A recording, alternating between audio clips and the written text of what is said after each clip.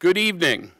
Before we start our program, please join me in a moment of silence in memory of three members of our Hall of Fame who passed away in the past year: Ron Pires, Dick J.J. Grenier, and Frank Jondro.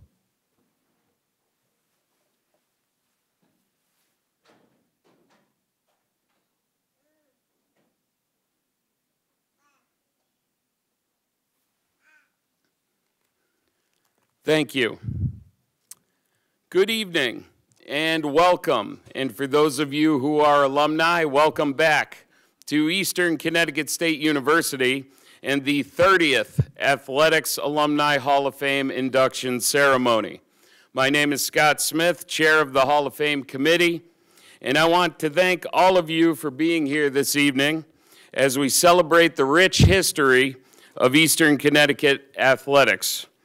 We are here to honor the remarkable alumni who have performed at the highest levels during their collegiate athletic careers, and also acknowledge the unwavering support of individuals whose contributions have left a lasting impact on our teams and the entire Department of Athletics.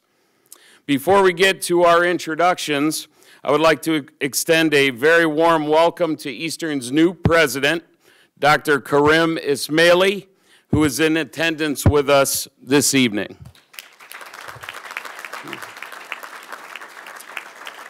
Thank you, Dr. Ismaili. Now to introduce the members of our Hall of Fame and Hall of Fame Award recipients who are here with us this evening to support our 2024 honorees. Atkind Award recipients, Rona Free. Atkind Award recipient, Dean Cinto. And members of our Hall of Fame, Kyle Bedini, Bonnie Edmondson, Joe Finaro,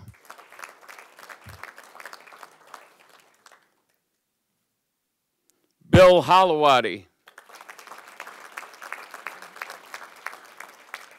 David Nicholson, Beth Regan, Tammy Schondelmeyer, Joe Surface, Dan Swichenko, Rich Vega, Cynthia Washburn, Dwight Wildman, and David Yo. A round of applause, please, for the members of the Eastern Athletic Alumni Hall of Fame.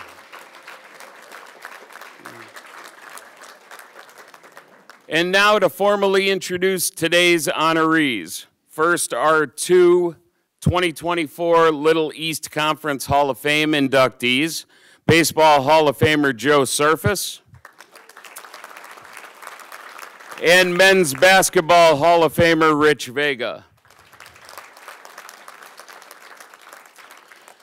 Next, our two Eastern Athletics Alumni Hall of Fame award recipients. First, our 2024 Pioneer Award recipient, who unfortunately could not be with us this evening, but will still be honored, women's cross country and track and field athlete from 1988 to 1993, Caroline M. Johnson. And the 2024 Michael A. Atkind Exceptional Service Award recipient, former Eastern Administrator and Vice President of Student Affairs, Kenneth M. Bedini.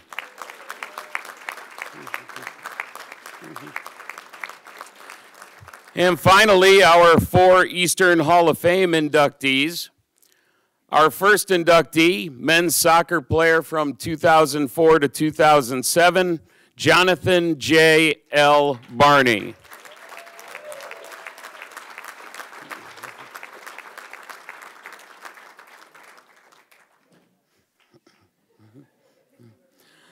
Our second inductee, women's lacrosse player from 2004 to 2007, Kara E. Bradley Sear.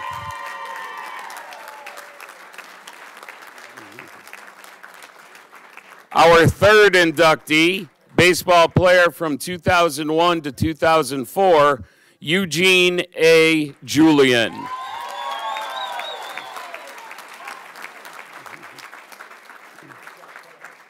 And our fourth inductee, women's basketball player from 2013 to 2016, Jill A. Rytrowski Roach.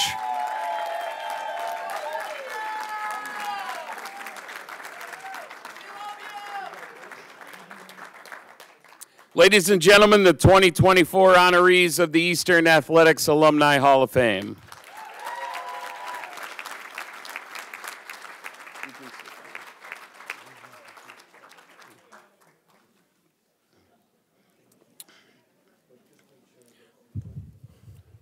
We will now begin the awards portion of our program with the recognition of our Little East Conference Hall of Fame inductees. The Little East Conference Hall of Fame was established in 2012 to recognize those individuals and teams who excelled at the highest levels of conference play. Through 11 inductions, a total of 125 individuals and 5 teams have been honored. 15 of those individuals and 2 of those teams are from Eastern. Each member institution has its own unique way of honoring their LEC Hall of Famers, and for us it was an easy choice to celebrate our honorees as part of our regular Hall of Fame ceremony. So with that in mind, let's begin. Our first 2024 LEC Hall of Fame inductee is one of the greatest pitchers in the 76-year history of the Eastern baseball program. Playing for Eastern and LEC Halls of Fame head coach Bill Holowati from 2001 to 2004, this dominant right-handed pitcher led the program to an overall record of 163 wins, 44 losses, and 1 tie over that span, which included 3 Little East Conference regular season and tournament championships, 4 NCAA tournament appearances, 3 NCAA regional titles, 3 World Series appearances, reaching the finals twice, where in 2002 he threw a complete game 5-hit shutout against Marietta to secure the program's 4th national championship. In 53 career appearances on the mound, he compiled an overall 4-year record of 34-4, 23-1 in the regular season, with 7 saves, 219 strikeouts, and only 34 walks in 302 2/3 innings, and a 1.64 ERA. In 15 postseason appearances in the LEC and NCAA tournaments, he was 11-3 with 7 complete games, 61 strikeouts, and only 10 walks in 90 1/3 innings, with a 1.20 ERA. As for individual accolades, there were a few. He was both a 3-time All-LEC and All-Region selection, 2003 LEC Pitcher of the Year, a 2-time ABCA All-America selection, and as of today, he still ranks in a tie for 19th in career victories and 20th in career innings pitched, and still holds the NCAA Division III record for consecutive scoreless innings pitched with 47 2/3 innings during the 2003 season. Please join me in honoring one of the most dominant pitchers in Eastern baseball history, 2017 Eastern Hall of Famer and 2024 LEC Hall of Fame inductee, Joseph G. Surface.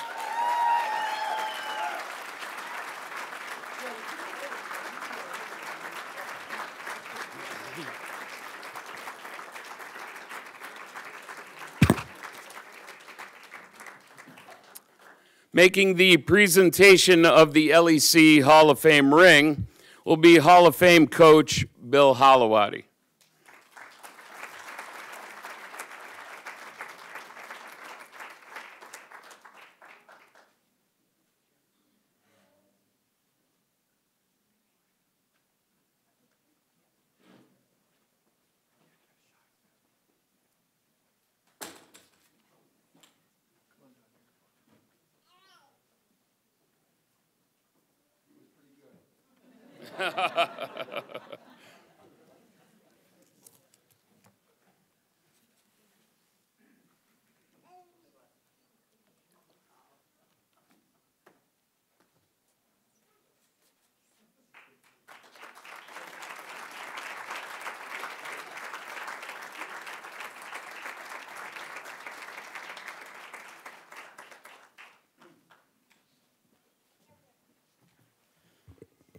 All righty.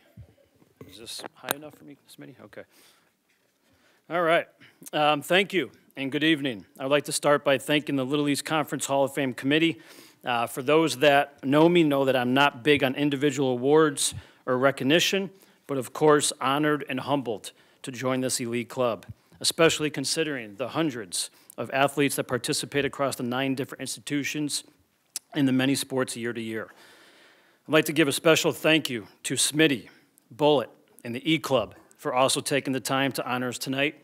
You guys do a fantastic job year to year with the celebration of elite athletes who have put on the Warrior uniform. We all appreciate your time, effort, and commitment, and I think they deserve a round of applause.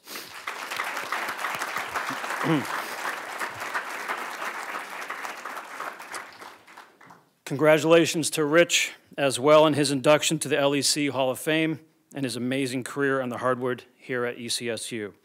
Congrats to all the E-Club Hall of Fame inductees tonight and your families. It is quite the honor, and you should be very proud of your accomplishments. A special congrats to my teammate, Eugene Julian, and his family. I'm so happy for you. You are so well-deserving, my man. Not only were you extremely talented and smooth, as we all knew, but you were the ultimate competitor and ultimate teammate. When I think about the why and the how I am here, I must give credit where credit is due. In my opinion, there are 3 key ingredients to individual recognition and success. It is not possible without these 3 components in your career: your coaches, your teammates, and your support system. I was extremely fortunate to have amazing coaches and mentors from the day I started my career. Whew. As a little kid with my dad teaching me the game until I finished my career in AA baseball. This was highlighted by Coach Holowati and the rest of the staff here at ECSU, who gave me a chance and helped shape me into who I am today. Assistant coaches Smitty, Coach Reed, Woj, the late John Risley, pitching coaches Anthony DeChico. Thank you, Coach Holowati. Words can't express how much I appreciate you pushing and driving me to be the best I can and get the most out of myself. You are also a big reason why I got into coaching myself. Yes, I worked really hard to reach my ceiling. And yes, some would say that I was able to do some different things with the baseball and throw it where I wanted at a high rate. But you don't throw 47 consecutive scoreless innings with a mediocre defense behind you. I had incredible teammates like Eugene and many others around me who are also here and behind me throughout my career. For those who never watched me pitch, I was not a strikeout pitcher, more of a pitch-to-contact guy, and relied on my defense to do a lot of the work, and they did just that. So I have a lot of teammates, like I mentioned, that are here tonight, so thank you, fellas, for coming out. I know you're supporting Eugene as well, but you are a huge piece to this, and I thank you. I would be remiss if I didn't mention my battery mates who did the dirty work and made me look good. Jeff Finaro and Adam Hevner, who is in the stands. I know you can't see him, but Adam, stand on up, buddy.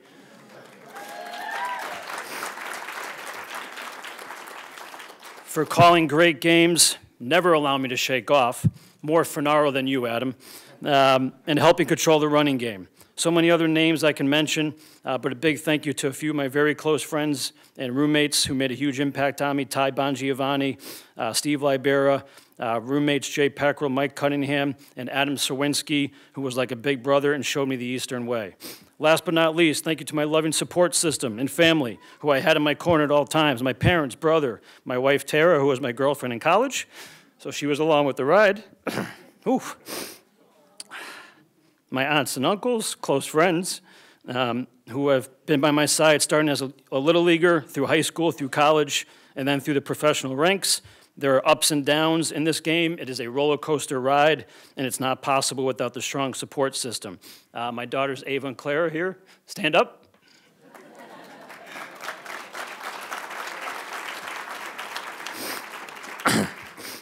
Thank you again. Congratulations to all the inductees, and enjoy your night.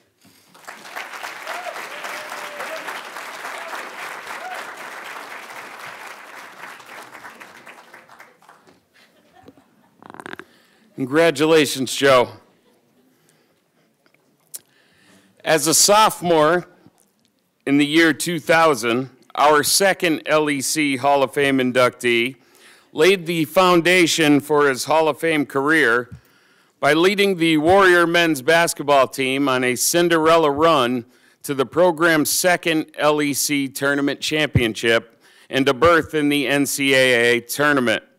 After hitting the game-winning shot at the buzzer to defeat Keene State in the quarterfinals, he led the fourth-seeded Warriors to a 68-53 semifinal win over top-seeded UMass Dartmouth and a 73-66 triumph over third-seeded Southern Maine in the finals, garnering the tournament's most outstanding player honors by averaging 16.3 points, 7 assists, and 4.7 rebounds in those 3 games. In 3 of his 4 years playing for Coach Barry Davis between 1998 and 2002, he led the team in scoring, assists, steals, three-pointers, minutes, and free throws, and averaged 15.5 points, 3.7 assists, 3.7 rebounds, and 2.2 steals over that span. During the 2000-2001 season, he became the first junior in 30 years to surpass the 1,000 career point mark, and went on to finish his career as the program's all-time leader in scoring with 1,593 points, steals with 228, free throws made with 445, and he is second all-time in three-pointers made with 148, and third all-time in assists with 382. For his individual efforts, he was named a third-team All-ECAC selection twice, a first-team All-LEC selection 3 times, and participated in the NEIBA Senior All-Star Game. Also, he was chosen as a member of the LEC's 25th anniversary men's basketball team. And in 2013, he was inducted into the New England Basketball Hall of Fame. Please join me in honoring one of Eastern men's basketball program's best, 2014 Eastern Hall of Famer and 2024 LEC Hall of Fame inductee, Richard E. Vega.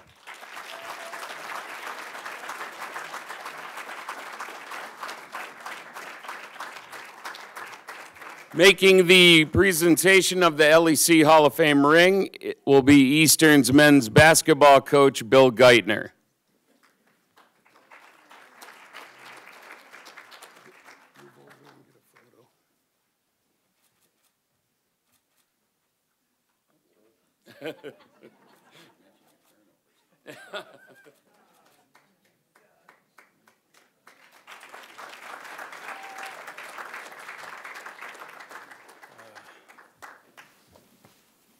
Thank you, Coach Geithner. I'm only going to take about 30 seconds of your time. I just want to thank a bunch of people. First of all, thanks to the president for having me here today, the new president. I want to thank the Little East Conference Hall of Fame Committee for making me the first men's basketball player to be inducted into its Hall of Fame. I really can't believe this is my 4th Hall of Fame induction of my career. I also would like to thank Eastern Connecticut Hall of Fame Committee, Smitty, Bob Mota, Dean, Dr. Yo. I appreciate everything y'all have done. I would also like to thank my teammates and my good friends. It was this guy named Ronell John. When I first started here, he was a junior point guard, same position, and he pushed me every day to be good. He was like, him pushing me made the games easier for me, you know? He was bigger, stronger, faster, and, you know, I'm still the same weight, 160 pounds, so it's just like, he moved me around when he wanted to. So I thank him. He's not here today, but I thank him. I want him to know that. We still keep in contact with each other every day, so. I also would like to thank my brother Lewis and his wife Yolanda, always supporting me. They're here today. They always been there. Whatever I need, they're there.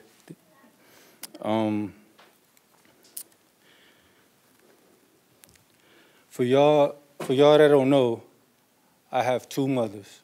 One mother that raised me, and then I have my biological mother. The one that raised me taught me how to be a man, you know? And my biological mother, she's here today. She's been sick, you know, but she's here today. Ever since my son been born, she's been around more, you know, but I'm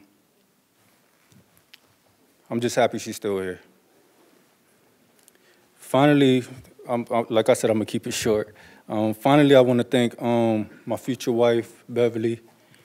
I know we've been through ups and downs, but these last 2 years been more up than down, you know. She's a great mother to our child, great business mind. I just want her to know I love her. Finally, I got my son here. He turns 12 on Tuesday. I want him to know to keep doing good in school. One day, you're gonna do big things. Daddy love you. Daddy and mommy love you. But that's all I really have to say. I appreciate the university for having me. And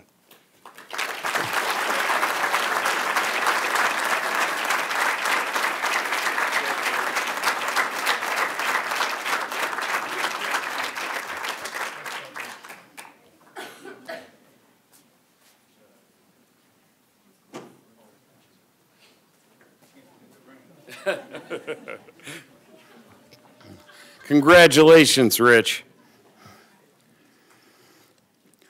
Hard work, success, champions, excellence, tradition. These are just a few of the words that have come to define the athletic program here at Eastern Connecticut State University. Over the years, these values have not only shaped our athletes, but have become the cornerstones of our proud history. To honor that history of excellence, the Athletics Alumni Hall of Fame was established in 1986 to recognize the achievements and contributions of the dedicated athletes, coaches, and administrators who have made a profound impact on Eastern's athletic program. Their commitment, perseverance, and passion have helped build the foundation of success we continue to stand upon today. Including tonight's honorees, the Hall of Fame Committee has had the privilege of honoring 218 individuals, either through presentation of the Pioneer Award, Atkind Exceptional Service Award, or our highest honor, induction into the Athletics Alumni Hall of Fame. The next time you visit the Sports Center, we invite you to stop by the Hall of Fame room, which is located just a few steps down the hall, from the main lobby. There, permanently displayed on the walls, are individual picture plaques representing 162 Hall of Famers, along with 2 perpetual plaques listing the names of our 27 Pioneer Award and 30 Atkind Exceptional Service Award recipients. In addition, the room features a virtual Hall of Fame kiosk offering direct access to our Hall of Fame website, which you can also explore on your mobile device. This Hall of Fame room stands as a permanent reminder of the proud history and enduring tradition of Eastern athletics, a tradition that emerged from a culture of high expectations and relentless hard work by individuals whose efforts led to team success at the conference, regional, and national levels. It is through their efforts and dedication that we have fostered a legacy of excellence enshrined in the names and faces on those walls. And now let us celebrate that history and tradition by presenting our Eastern Hall of Fame awards. The Pioneer Award was established in 2002 by the Hall of Fame Committee as a way to honor those individuals who have played a pivotal role in the creation, leadership, and advancement of the Eastern Intercollegiate Athletic Department and its programs. To date, 26 remarkable individuals made up of athletes, coaches, administrators, and support staff have been honored with this prestigious award.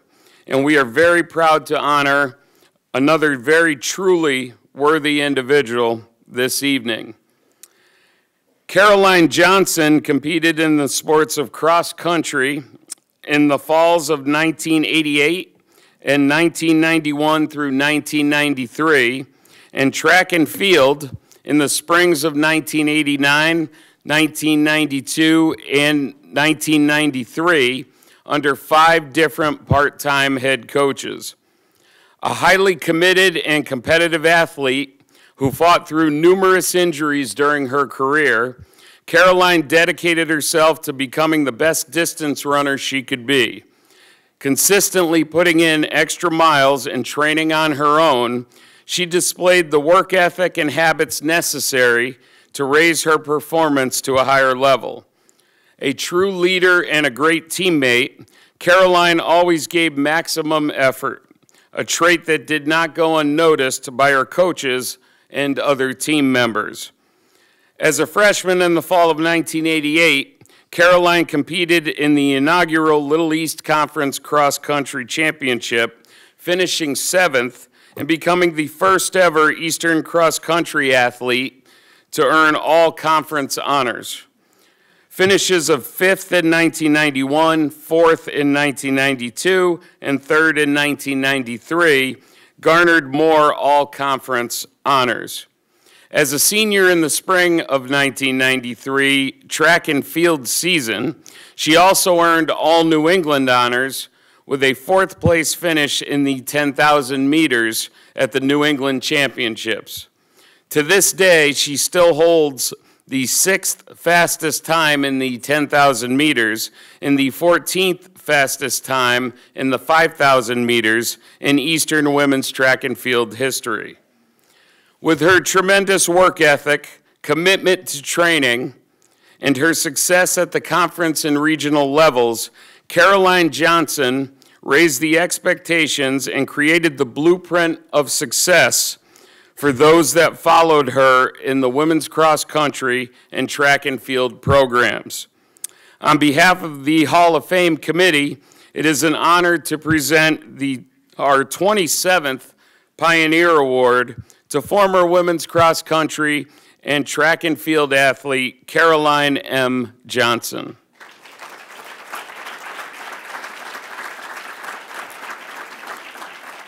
Once again, Caroline unfortunately could not be with us this evening, so she asked me to share the following remarks. Good evening. I would truly love to be there today, but I unfortunately had to travel to Canada for a family funeral. Thank you so very much for this acknowledgement. running for Eastern both seems like a million years ago and also like it was just yesterday.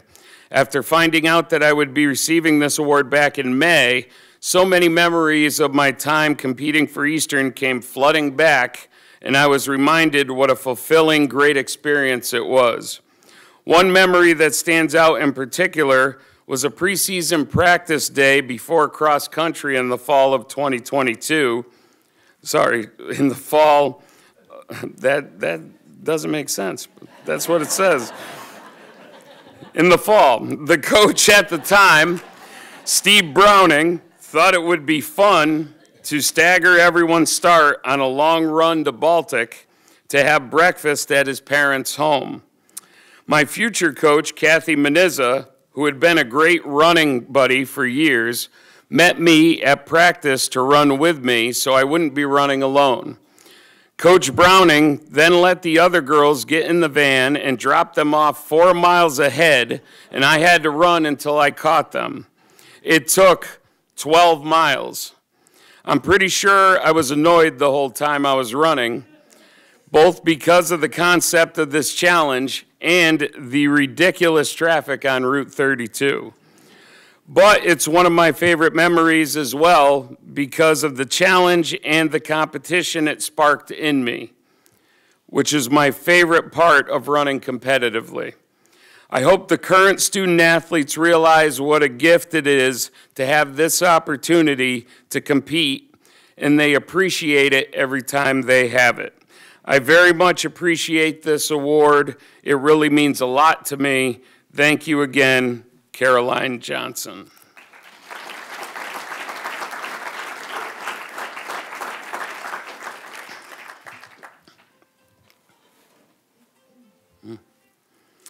One of the most important components that has contributed to the tradition of excellence within the Eastern Athletic Program has been the people, the individuals who have generously given their time, talents, and support in ways that may go unnoticed to the casual observer.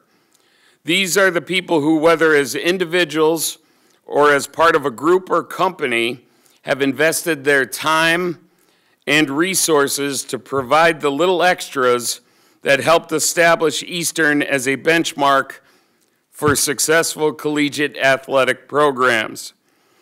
Their behind-the-scenes contributions have been instrumental in fostering the spirit of success we cherish today. To honor these exceptional individuals, the Hall of Fame Committee established the Michael A. Atkind Exceptional Service Award, an honor reserved for those who have demonstrated the same dedication, loyalty, and commitment to Eastern athletics that Michael Atkind exemplified. Michael Atkind was a longtime university volunteer who passionately supported numerous E-Club projects, athletic department events, and personally assisted with the supervision and care of Eastern's former baseball facility, Alumni Field, for many years until his untimely passing on August 7, 1991. It is through this award that we continue to celebrate the legacy of service, dedication, and selflessness that Michael embodied, recognizing those who, like him, have gone above and beyond in their support of Eastern athletics. Tonight's honoree, Ken Bedini, embodies all of these qualities. Over his remarkable 4-decade-long association with Eastern, Ken has shown unparalleled loyalty, commitment, and support for our students and student athletes. From his early years as a hall director to his leadership as director of Student Center and student activities, and ultimately as vice president of student affairs overseeing athletics, Ken has been a constant presence, tirelessly working to improve our university by enhancing student experiences and supporting our athletic program. One of the hallmarks of Ken's leadership was always his willingness to listen. His door was always open. He would take the time to seek out opinions and information from many sources when making decisions, ensuring that every voice was heard and considered. This thoughtful, inclusive approach allowed him to make decisions that were always in the best interest of students and student athletes alike. Ken was instrumental in pushing initiatives forward, ensuring that our athletes have the best resources and environments in which to excel. He became a catalyst for change, hiring new staff and spearheading many essential programs and facility improvements that have helped bolster our athletic programs, such as new cardio and weight room equipment, new bleachers and press box at the softball field, replacement lights at the baseball field, a snowplow for the turf, and helping our Hall of Fame find a new home in our current Hall of Fame room. Longtime colleague, former Executive Vice President and 2021-22 Atkind Award recipient Mike Purnell shared the following: "I cannot think of a more deserving recipient than Ken for this award, even though he had one weakness among his many strengths. He never did learn how to pass a basketball to an open teammate during our lunchtime pickup games." As our VP for 9 years, Ken's impact and influence bolstered and solidified our athletic department's stature within our Little East Conference and throughout the region. With his oversight and support, our programs earned the inaugural Little East Conference President's Cup for overall academic performance by an athletic program in 2009 to 2010, and repeated that feat again for 3 consecutive years from 2014 to 2017. And in 2016-2017, Ken's final year at Eastern, our department reached a crowning achievement, receiving our first ever LEC Commissioner's Cup for Best Overall Athletic Performance by an Athletic Program, an award our department went on to win for 5 more consecutive years through the 2022-23 season. Ken's enduring impact on our Department of Athletics is truly immeasurable, and tonight we recognize his exceptional support. On behalf of the Hall of Fame Committee, it is my pleasure to present the 2024 Michael A. Atkind Exceptional Service Award to Kenneth M. Bedini. Making the presentation of the Atkind Award plaque to Ken is Eastern Director of Athletics, Lori Runksmeyer.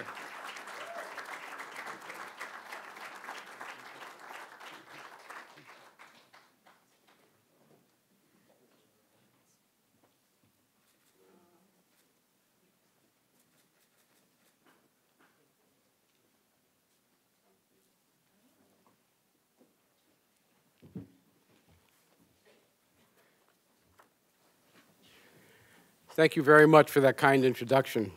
It is absolutely great to be back here tonight. Thank you to the Hall of Fame Committee for choosing me to be a part of tonight's event with the Service Award.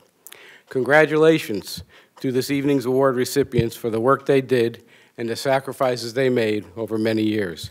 Also to their friends and family for the support they provided. Thank you to my family for their support during the 44 years I worked in higher education. Thank you to my former colleagues and friends at Eastern. We worked together as a team to provide leadership for the Division of Student Affairs and through it to the Department of Athletics. The Michael A. Atkind Service Award should have a level of significance for all of us. Michael was an Eastern student who was always sitting by himself in the dining hall. Coach Holowati often visited with his team for lunch and noticed Michael sitting alone. So he took the time to talk to him and offered him a student manager position with the baseball team, and the rest was history.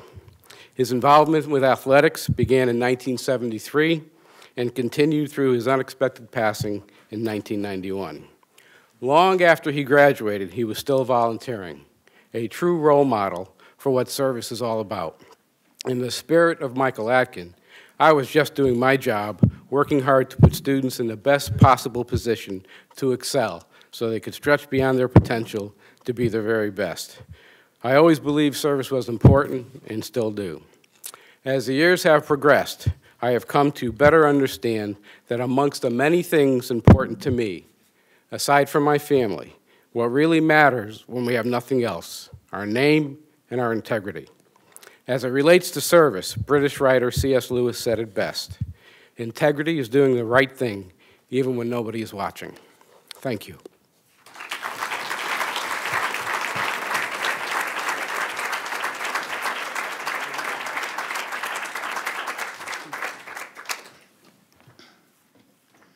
Thank you, Ken, for your tremendous service to our department and our university.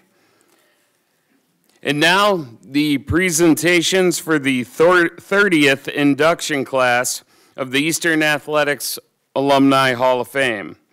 The Hall of Fame induction is the highest honor an institution can bestow upon any individual. And we are very proud to be able to add 4 extremely worthy names to our Hall of Fame roster this evening. This year, we will be using a slightly different format. Each inductee will have their own video presentation, after which they will be called up onto the stage for a sit-down interview with none other than our longtime sports information director and LEC Hall of Famer, Bob Multa. Then, as they come off the stage, after their interview, their presenter, which they chose, will present them with their Hall of Fame plaque, lapel pin, and ring or pendant. Let's get things started, and please bear with us a little bit because we have to do some lighting changes and some clicking on this keyboard right here. We will get things started with our first video presentation. As a 4-year starter in goal for the men's soccer program, Jonathan L. J. Barney could be cited as perhaps the most influential player in the program's return to prominence in the first decade of the 2000s. As a senior captain under first-year head coach Greg DeVito in 2007, Jay backstopped the Warriors to their first Little East playoff championship and first NCAA tournament berth, in the process launching a run of 7 straight seasons of 10 or more wins that included 5 Little East playoff titles. In the 2007 Little East playoffs, the 2-time LEC Defensive Player of the Year and 3-time All-LEC goalkeeper did not allow a goal in 200 minutes. In the championship game, after shutting out defending champion Keene State over 110 minutes, the All-New England senior then turned away 2 penalty kicks on the way to tournament MVP honors. In 66 career matches, Jay posted 23 full shutouts, a share of 6 more, a 0.84 goals against average, and an .859 save percentage. He capped his Hall of Fame career with 555 consecutive shutout minutes over the final 7 starts of his career.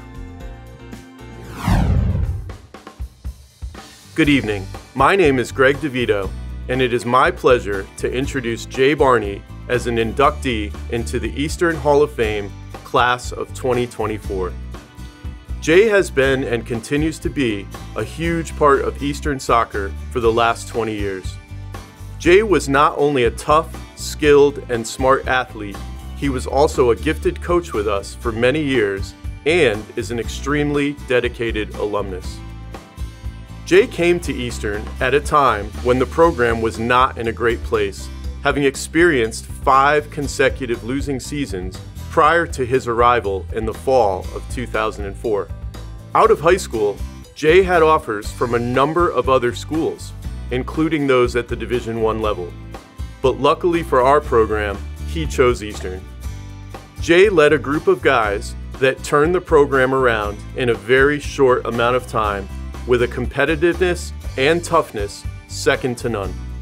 Since Jay's arrival on campus, Eastern is in the midst of a 20-year period where the program has more wins, more championships, and more NCAA appearances than any other team in the conference. He instilled his will to win on his teammates and clearly accepted nothing less than their full attention and effort on the field. I mentioned earlier that Jay held his teammates to an extremely high standard, something that in my opinion was very important to this team's success. Anything less and they were sure to hear about it. In fact, legend has it that neighbors within a mile radius of Nevers Field could also clearly hear Jay holding his teammates accountable. Now here's a guy that did individual training with some dude named Gorilla, and that after injuring himself with a foosball table handle and badly bruising important male body parts, played multiple games down the stretch with an ice pack in his shorts. I thought to myself, his tone is fine, just the way it is. He clearly possessed a toughness that was difficult to match. His teammates had a visible confidence because of Jay's knowledge of the game and technical ability to play with his feet. They knew that he would make plays that opponents' keepers could never make, and that he always had their backs. His infamous move of looking and pointing in one direction and then passing the ball in the other direction fooled many players, making them look clueless. It would almost work every time. Jay often mentioned that he could have been a great forward. So when the game went into penalty kicks against Keene State in the LEC playoff title game in 2007, Jay stepped up to take the first penalty kick in the shootout. There was no chance that he wouldn't score. But surprisingly, he missed. Most players in that moment would have been shattered and carried the miss on through the rest of the shootout, but not our Jonathan Lyman Barney. As the goalie, he went on to make multiple saves, and his teammates did what they needed to do, converting more penalties than Keene, and ultimately creating a field-storming scene at Nevers that has never been equaled. Jay collected a lot of individual awards, including the program's first all-region selection in many years, but it was the way that he led himself and his teammates to places the program had never been that stands out most. Jay, I can't say enough about your contributions to Eastern soccer and the amount of respect I have for you as a player, coach, and person. Thank you for all that you have done and continue to do. When I heard he was going to the Hall of Fame, it was a no-brainer for me. He perfectly represents everything that Eastern men's soccer is, on the field, off the field, which is shown by his dedication to the program for over a decade. I think Jay's physical size is something that completely pushed him to be the goalie he ended up being in college. In high school, when collegiate coaches are looking for goalies, they're looking for people who are 6'3" and above, right? Jay being 5'9", 5'10". I think coaches looked at that as a huge downside because you can't teach height. What they didn't then see and didn't give themselves a chance to see was all the other intangibles that Jay brought. Much quicker first step, reaction time, way quicker than that of someone who's 6'3" or above. Super impressive hands, knew the game, very talented with the ball in his foot. I think there was a lot there, and we know his height was the one thing that held him back from getting the big-time Division I looks. And Jay's soccer IQ was so high, it was an endless pit of knowledge for me to learn from. I think Jay just had that hunger, right? Like when a person stepped up to the PK line, it's him versus Jay, and Jay wasn't gonna lose. And you have to kind of have that to be successful in the college level, at least as successful as Jay was. He has that competitive nature where he just wants to win, so he was constantly trying to help us as younger players, and myself included, to just get the best version of ourselves so we can be and be the best competitor. I was fortunate enough to start playing with him after graduation, and his competitive nature, he just wanted to win, and he wanted to perform and execute whatever he needed to execute in a given game. And to have that when you're playing out of college in a men's league, whatever it is, I couldn't imagine what it was like for the guys who had to play with him in a competitive atmosphere in college. That's where Jay was more than a coach to me. That's life skills. You're learning how to work hard. You're learning how hard work pays off in the long run. And it sounds simple, and it is simple. But things like that are life skills that I learned there, that I can remember there, that carry with me today.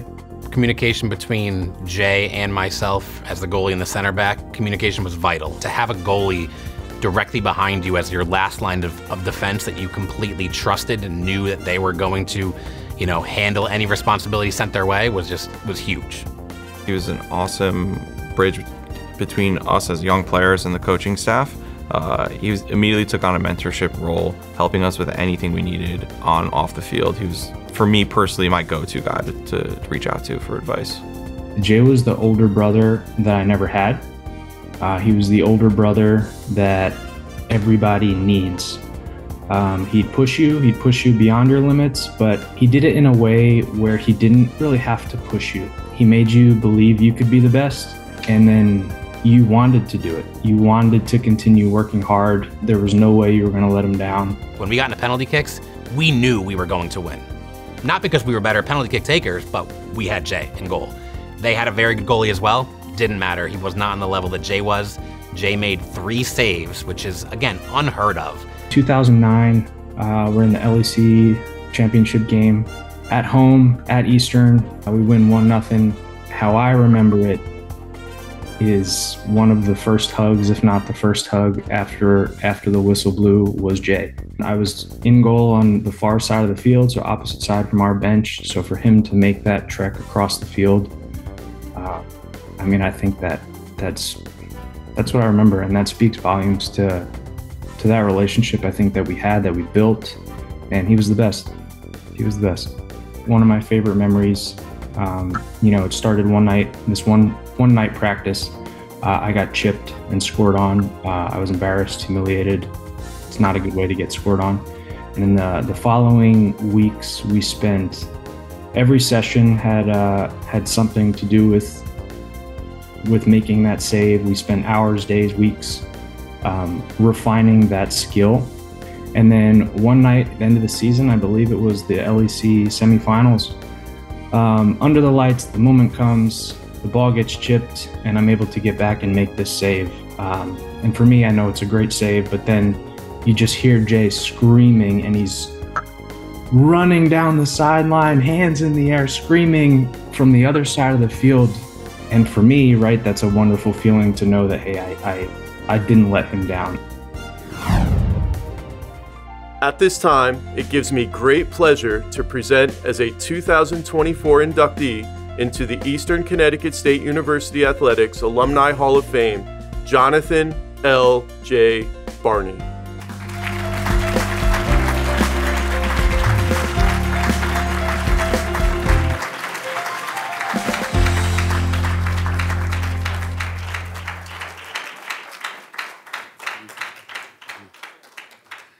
Please welcome to the stage Eastern Hall of Fame inductee Jonathan J. Barney. Jay, we're going to talk about a bunch of stuff from when you were in your time at Eastern. I wanted to talk a little bit about, like, as a goalkeeper, where it started. Usually when you're very young, the person, like the coach is always saying, who wants to play goal? Nobody wants to. Did it work that way for you? Yeah, I didn't really want to play it sometimes, but that was the position that I excelled at the most.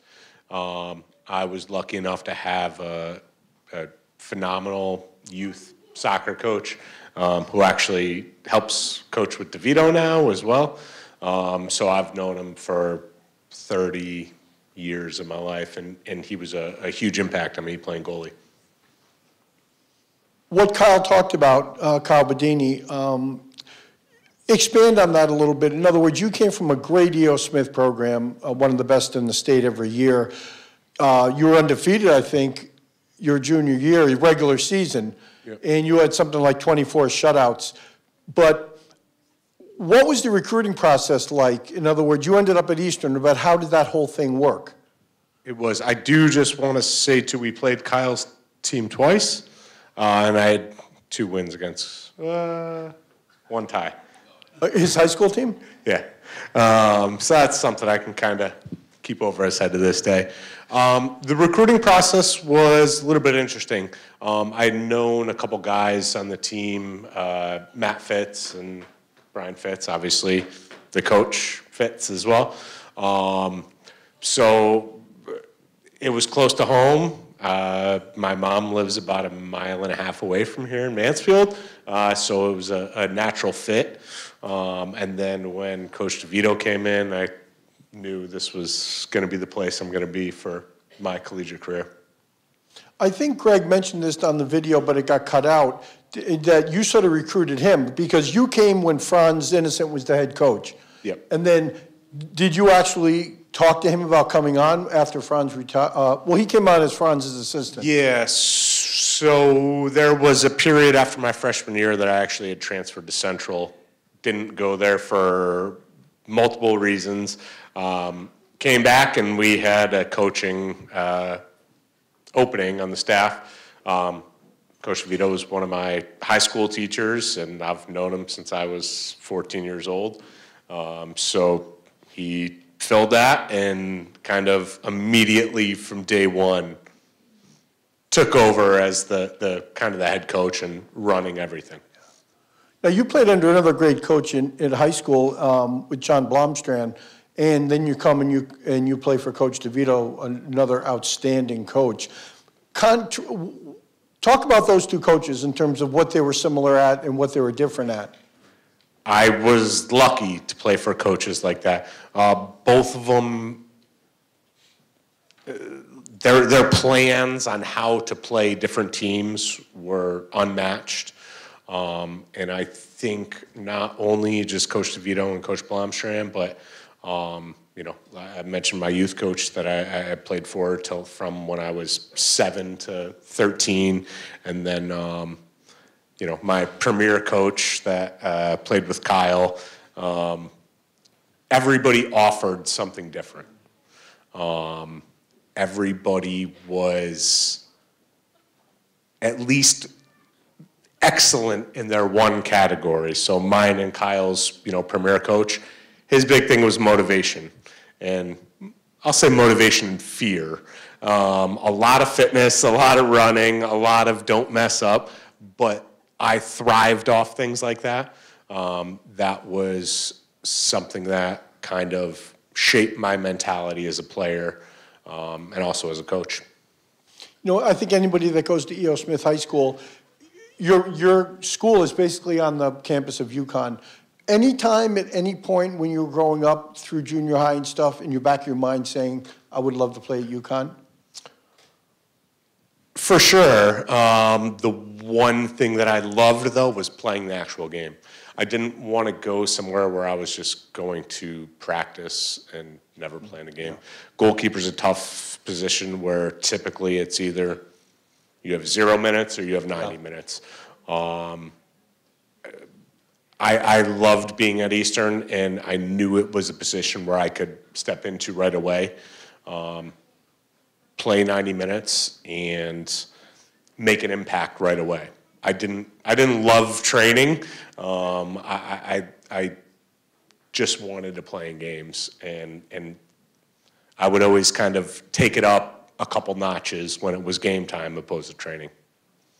You got to talk about that 2007 championship. Eastern had not done well in many years in the Little East tournament, and then Greg came in, and then we beat Keene State. Just talk about that whole. They said you took the first PK and missed it. Badly. But it was awful. But you made a couple of saves. Just talk about that whole atmosphere. I mean, what a great achievement that was for you and the program. Yeah, it was. I mean, obviously, that's the game that sticks out in my career as far as just a perfect culmination of everything throughout my 4 years here, right?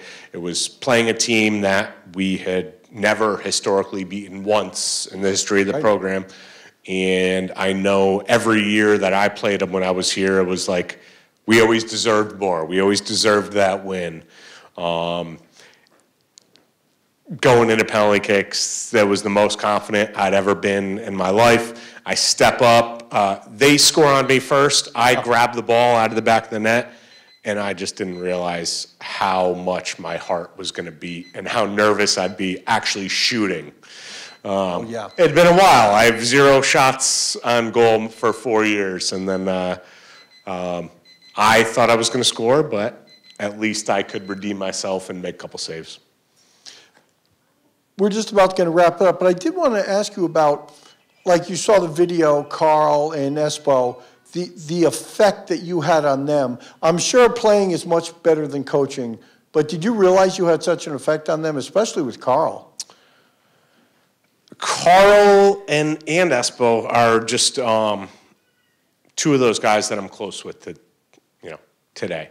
I lived with Espo after college, one of my really good friends that I talk to on a weekly basis still. I don't think I realized it at the time, but Carl kind of taking my spot as obviously a 4-year starter in the program. It was awesome to watch him grow and flourish as a player and a person. So I think as time went on with the program, I started to realize that a little bit more, the effect I had on him. Right away, I had no idea. I was 22 years old myself. So, but as you kind of get a little older and grow, just seeing his progression as a person was awesome. Last question, and we wanted to give you this opportunity, was there anything you wanted to say, any shout out, anybody you wanted to talk about, just so if you wrote your own speech, you would have put a lot of that stuff in, but was there anything you wanted to say? Just thank you to the guys that came out tonight, that I played with, especially Blake. Just joking around with that. But I've played with Kyle since I was 15 years old. That team going into my senior year was just so much fun, so many great memories. Everybody bought into what we were trying to do, and it was awesome. Thank you. Congratulations. Thanks, Bullet. Appreciate it. Presenting Jay with his Hall of Fame plaque, ring, and lapel pin is his former coach, Eastern's head men's soccer coach, Greg DeVito.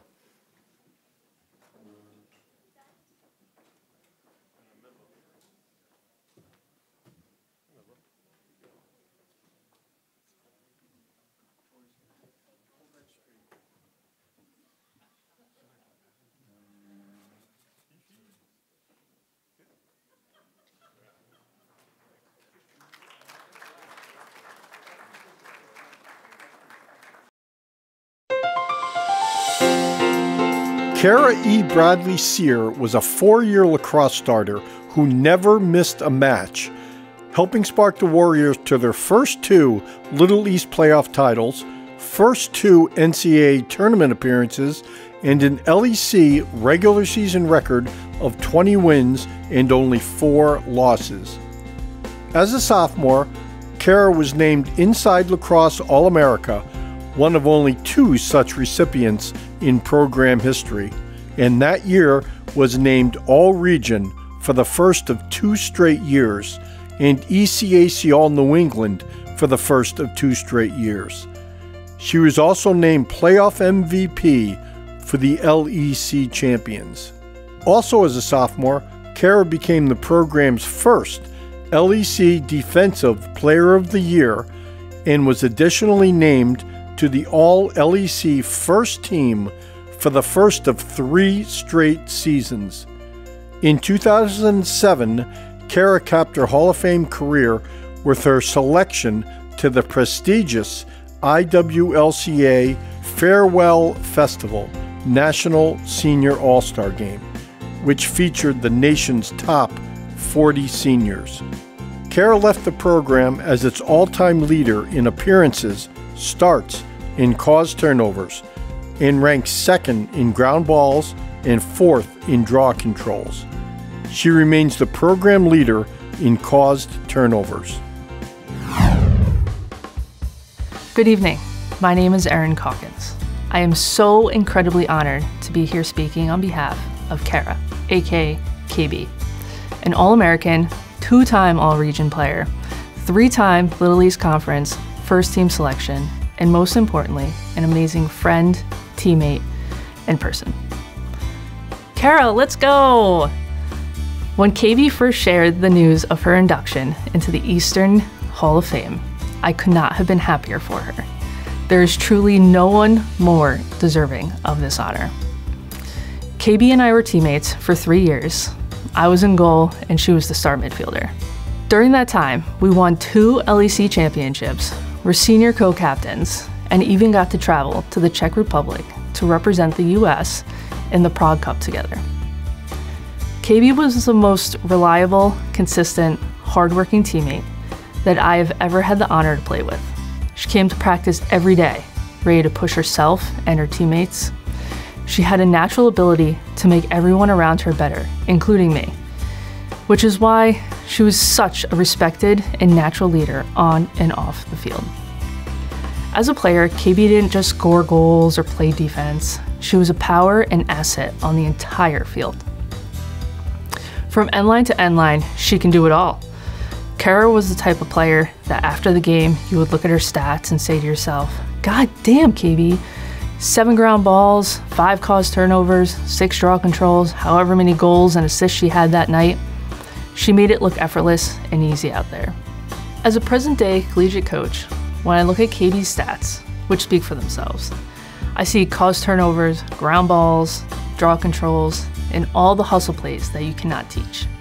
I see a player that made a massive difference in games and a drive that can only come from within. Kara possessed a pure passion and hunger to outwork opponents and lead her team to victories. Simply put, KB had and has it all. When you think of connections on the field, you most often think of give and go, offensive plays. For KB and I, it was a unique midi and goalie connection. On the defensive end of the field, she was the first person I would look for on a clear. Even those times she would look back with the face of, please don't pass it to me. With a little eye contact or head nod, she would juke out her defender and I would bomb it upfield and bam, goal. It was safe to say being her teammate was a lot of fun. Despite all the accolades, Kara stayed humble and let her game do the talking and always demonstrated a team-first mentality. One of those many examples of this team-first mentality is on the day that she told me about her induction. When she asked me to do this video, some of her first words were, I wouldn't have been able to be what I was without you. KB, the truth is, you were always the heart and soul of our team, and we would not have been able to achieve what we did without you. Before I go, it would be wrong if I did not mention and honor one other person, the late Craig Bradley, KB's dad. He was Kara's biggest fan, someone who loved to watch her play, and came to just about every game, home or away. I know he's smiling down and is so unbelievably proud. KB, I'm so happy for you, congratulations. By the way, can I get a Bradley family whistle? Being a Hall of Fame player isn't just about athletic ability, it's the compassion, integrity, unwavering principles, and she exemplified all that and more on the field and off the field. She had this finesse about her when she played.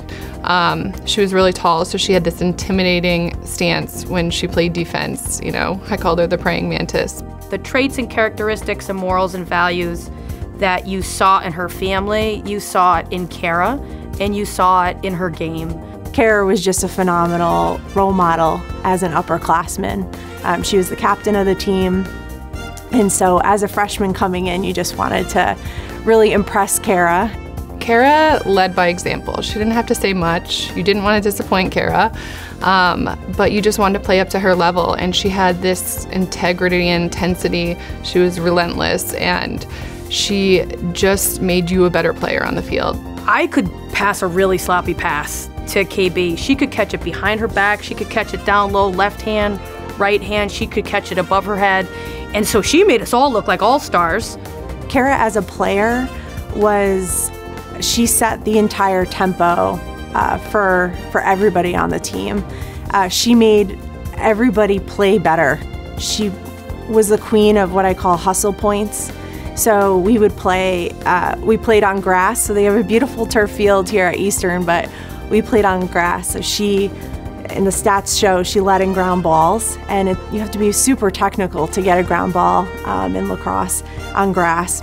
She was a D-wing, so her main goal was defense, but she was still out there scoring, and she'd still get tons of assists because she was just that good. She could be all over the field. She saw the field. She had great field awareness, and she just knew how to make everyone else a great player.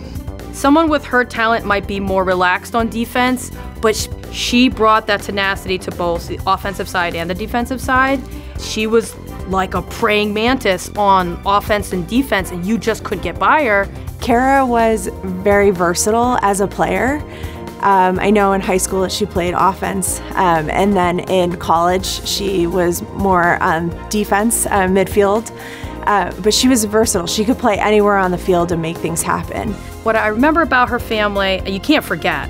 I remember any home games that we had, this huge RV would roll in and they'd go, and they'd blow the horn on the RV, and we knew KB's family was here.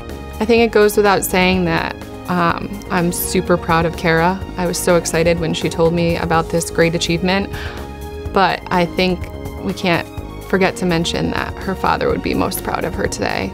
I know he's looking over you today, Kara, and called you the queen of the field and kick butt. Long live the queen.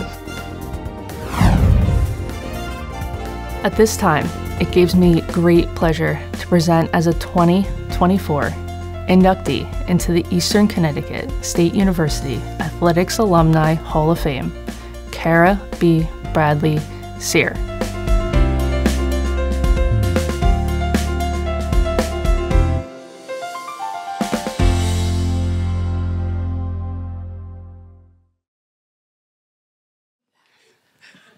Congratulations. Thank you. Joe? I do. I have a hoarse voice, so we'll keep it short. How did that happen? On purpose. Nerves? No. I'd like to thank my son, Ollie, We'll make it quick. for coughing in my face. Thank you, Ollie. You had a great turnout. You have a great turnout. I did. Thank you, everyone, for coming. This is incredible. I feel very loved. And, I mean, as you can see in the video, I selected the right people for knowing how much my family means to me. So thank you. And happy birthday. Oh, thank you. My birthday's on Wednesday. I'm a very big birthday celebrator. Kara, tell me this. When you got the call from Smitty about being in the Hall of Fame, what was your reaction? Because some people, number one, don't even know we have a Hall of Fame. Was it surprise, or was it like, what took you so long? To tell you the truth, I thought it was a prank call for beyond the first phone call. I waited until I got the first email from you guys to confirm it wasn't actually a prank. Yeah. I didn't believe it. I didn't believe it. I mean, honestly, for the first time, I heard a lot of the awards today. I didn't even know I had half of those awards. Was it ever in the back of your mind? Like when you saw other never. people going into the Hall of Fame? Never. And I knew of the Hall of Fame. You see it in the Student Center. I knew of those people. I never expected for me to be here.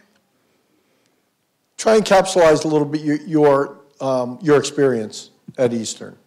I mean, it was incredible. I mean, I studied biology, so it was a challenge between managing, studying, and doing lab courses and being a student athlete. But, I mean, you see how supportive my team is. I mean, it's incredible. It's an incredible thing to be a student athlete here, and it definitely helped me with my studies. Those people on the video really loved you. That was so obvious when they came into the studio to talk about you. Yeah. When you came here, you were recruited by Kathy Rayleigh, and you ended up playing for 3 coaches. Yeah, I did. Right? I did. The odd thing is, Lauren Davern, you were a teammate of Lauren's, and then the next year she was your coach. Correct. How did that work out? Incredibly. I mean, Lauren and I got along as a team, teammates incredibly, and then for her to be a coach, I had great respect for her. So, I mean, it was a seamless transition. I mean, did she punish me, make me run a lot? Yes. She has a great story of you, and it got cut out of the video, and she told it on the video, but we didn't have room for it when she was coaching, about you eating chips during the warm-ups. Oh, I'm a very big snacker. I used to hide snacks in my spandex of the shorts. You had no idea what you were doing. Before the game, well, during warm-up of the game, I would pull snacks out of my spandex. That's hilarious. Yeah, I need to eat all the time. Well, tell me this. I mean, you were a great athlete in high school, and at your height, at 6'2", you were a great basketball player, great lacrosse player. Did you have to choose between, hey, which one do I want to play in college, or even do I want to play in college? That's interesting. So I played basketball because I was tall. I never liked basketball. I loved lacrosse, everything about lacrosse. So it was a natural decision for me to go for lacrosse in college. How long did it take you to realize that you could really excel at this level of playing? Was that immediate?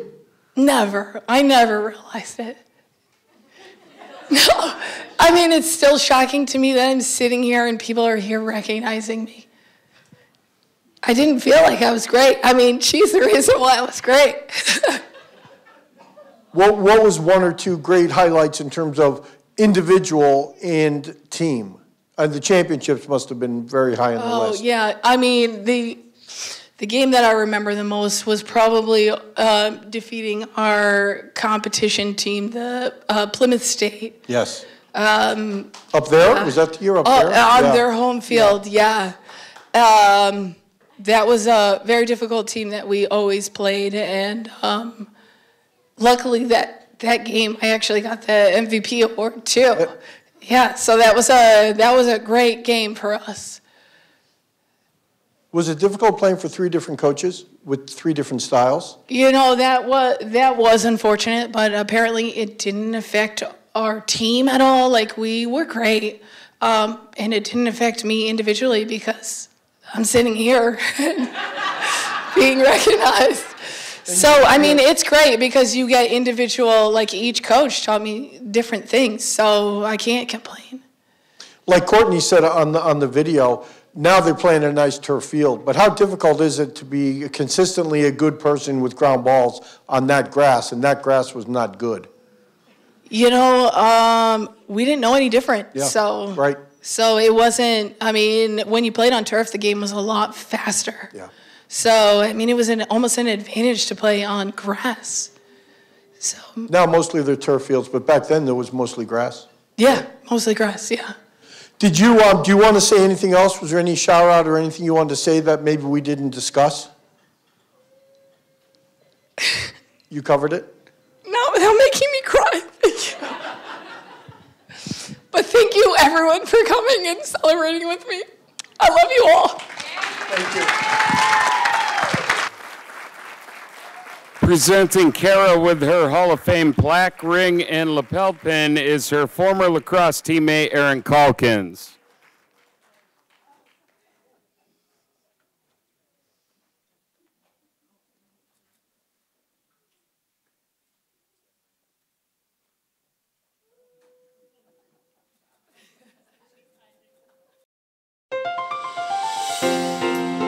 Few players in the history of the Eastern baseball program have fulfilled more roles and fulfilled them more successfully than Eugene A. Julian, a versatile fielder and clutch hitter on teams which won a program record 3 straight NCAA regional championships, as well as the 2002 national title. Gino was named All-Little East at an unprecedented 3 different positions in his career.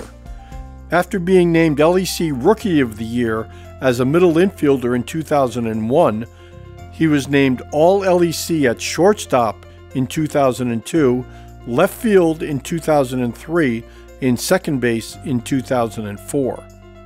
As a sophomore in 2002, Gino delivered 2 of the most important postseason RBIs in program history. first with a walk-off single in an elimination game of the Regional Championship Series. And 4 days later, a pinch, 2-run, 8th-inning double in a 10-inning win in the National Tournament opener. In his career, Gino earned no fewer than 9 major, regional, and conference awards, among them all New England honors, twice each by the ABCA and ECAC, and MVP of the Little East Tournament as a senior. Hello, my name is Scott Smith, and I am the athletic equipment manager and a former assistant baseball coach at Eastern. And it is my honor to speak on behalf of one of the most consistent and dependable players we ever had in the baseball program, Eugene Julian.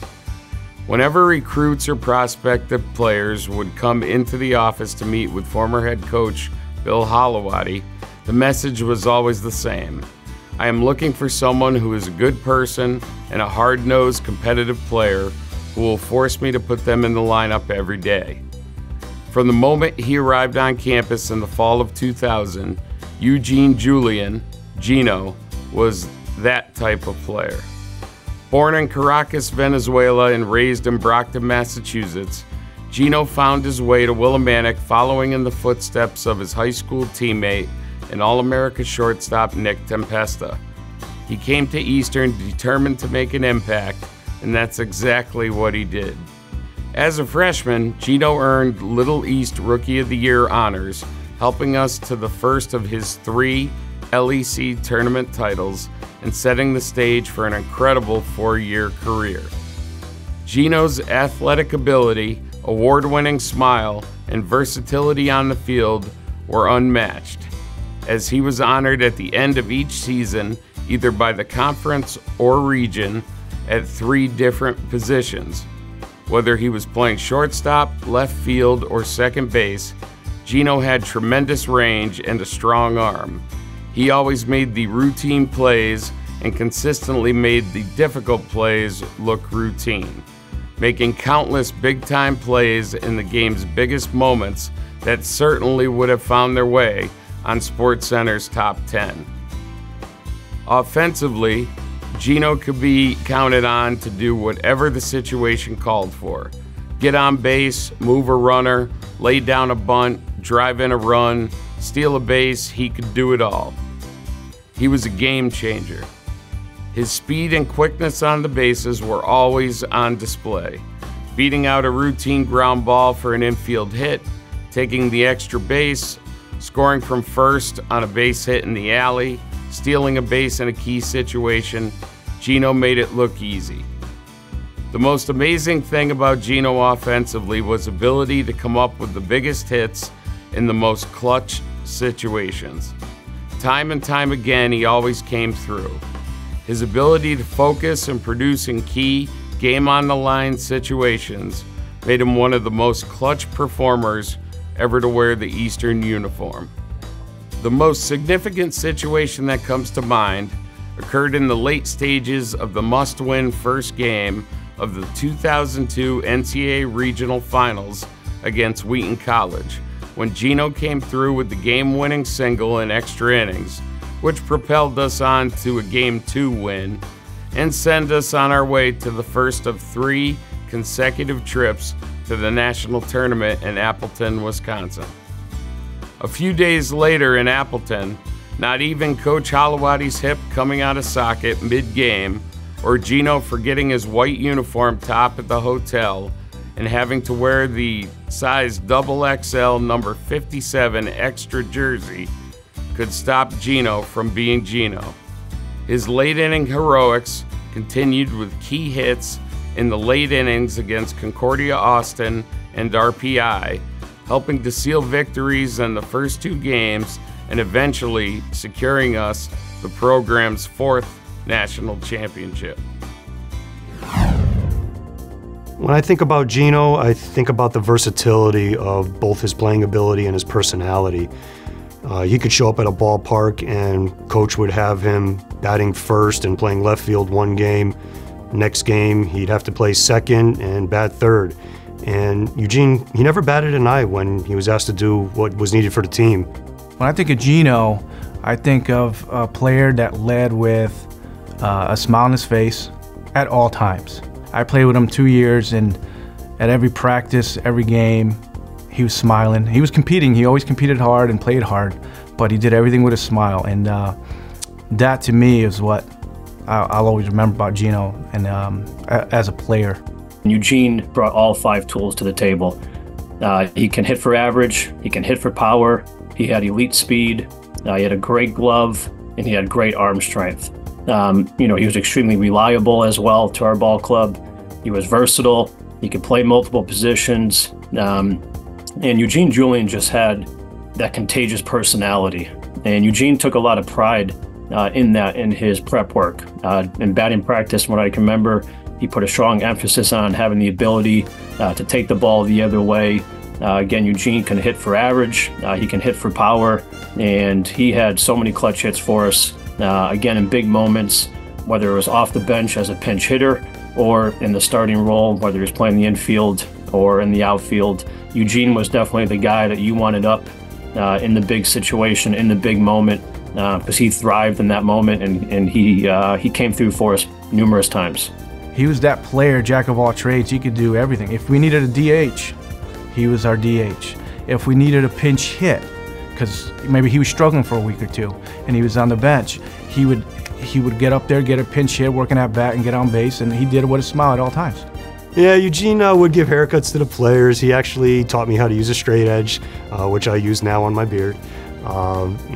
He was always out to have a good time, and he always wanted everybody around him to have a good time. He was so uplifting with the way he acted, always smiling. Eugene Julian just had that contagious personality. As a baseball player, you needed that right personality to be successful, and he had that.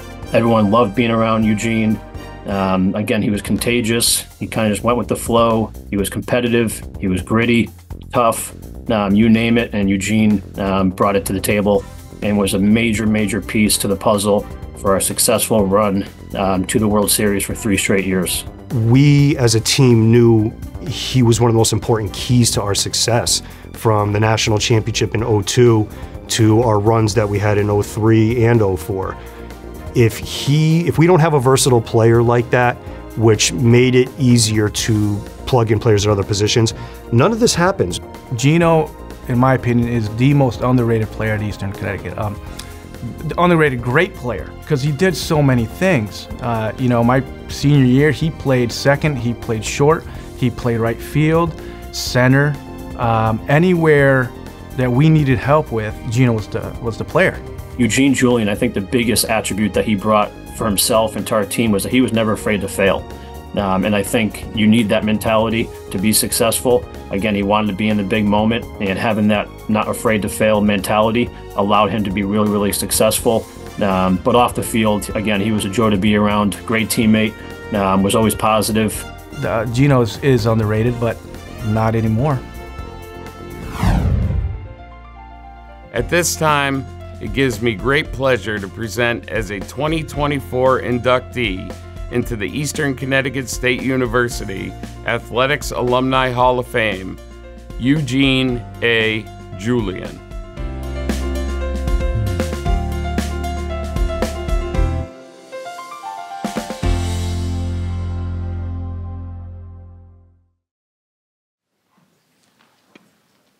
Man, hello. It's a great view. Yes, sir. Keep it about 6 inches from your mouth. 6 minutes, Smitty. Here we go.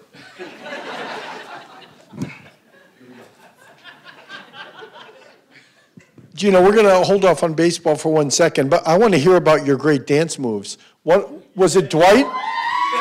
Dwight mentioned it on the video, but we couldn't keep it. We had too much. Yeah, I could dance a little bit, you know. I'm Latin, so I guess it runs in our blood. Anything you want to throw at me, I can dance to it. Well, we had asked Kara what her reaction was when she got the call about being in the Hall of Fame, and from what I was told by Smitty, when he called you, he said, well, he said, Gino, you're in the Hall of Fame. And you went, really? And then he goes, yeah. And you said, really? And he goes, yeah, you're in the Hall of Fame. Yeah, so I'll tell you a little story. He left me a message. But then he said, then you said, was I really that good? I was just playing ball, man. I didn't really thank you for you and all the stats because I have no idea. I had no idea all those accolades, whatever. You just played. I just played. I was just having fun. But when he called me, he left me a voicemail because I don't know if I was sleeping or whatever the case. And then the next day, I look at my phone and I see Scott Smith, and I'm like, oh, Lord. I only know one Scott Smith. And then I really thought that I owed. I thought that I owe Eastern some money, man. Like 20 years later, I'm like, they calling me now, man. Come on. No, seriously. I'm not just for jokes or whatever. I really thought. I'm like, well, so yeah. What was tougher, to work for Smitty or to play for Coach Holowati? But what was it like playing for Coach Holowati? Oh, it was awesome. It was incredible. He kept me accountable. I skipped one class one day, not one practice one day because it was blizzarding. And I'm like, I'm not going to practice. You're crazy. It's blizzarding out. And I lived in Noble, but me being just young and crazy, Coach, I'm not going to practice. It's blizzarding out. And he's like, okay. They practice, and then the following couple of weeks later, they were going to Delaware, and he kept me here. He didn't bring me. So I'm like, okay, now that's that accountability piece that he instilled in all of us, all his players, which I appreciate, helped me out to this day. I would think you would have the ability to play for Coach because he was very tough, but you had like all the guys said on the video, you had a great demeanor. You just went out and played and had fun. You didn't seem like you got uptight. I think that's why you had so many clutch hits. Yeah, I was just trying to have fun, play the game. I've been playing the game since I was 5 years old. And I had some great coaches from in Venezuela to coming here, high school, and then moving into Eastern. From day one, as soon as I stepped in the gym outside, we practicing baseball in the basketball gym. I was like, what's going on here? But ever since, I'm like, okay, we're running a lot, we're practicing, and this is how it is. Be on time, and it was an absolute pleasure to play for Eastern. Well, how'd you end up at Eastern? Because you were born in Valenzuela, Caracas, Valenzuela, right? Yes. So how did you end up from there to here? So I don't remember the guy that recruited me. But in one of our games in high school, I tried to steal home, and it didn't happen. And I guess he liked that, and he's like, "Okay, hey, I want you to come to Eastern." But one of the influences that got me over here, and I think it was in the video, was Nick Tempesta, one of my teammates. We went to the same high school together. We never played together, but we went. He came here, and I didn't want to go too far from home. I didn't want to stay too close from home, so this was kind of perfect. And that's the reason why I kind of came to Eastern. Did you have offers? Were you looking at other schools? Yes, UMass Lowell, UMass Boston, and Eastern. Have you been back to the campus since you left? I left in 2005, and I did not come back to Eastern until 2022, end of 2022. So all this construction of these beautiful buildings that you guys built, I had to deal with the traffic and the construction and all that, but it's okay. It's beautiful. It's beautiful. Why did you come back then?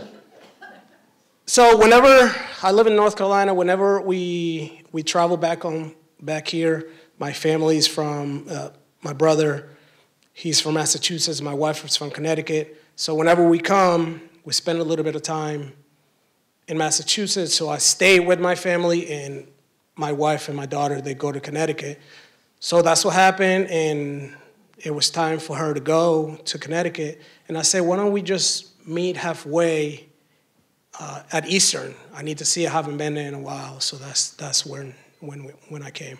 Well, we're just about out of time, but talk about what's happened since you left here in terms of what your current position is and how you got into that. So yeah, after I left here in 2005, maybe 2006, took me a little bit, but I finished, don't worry. Yeah, you finished.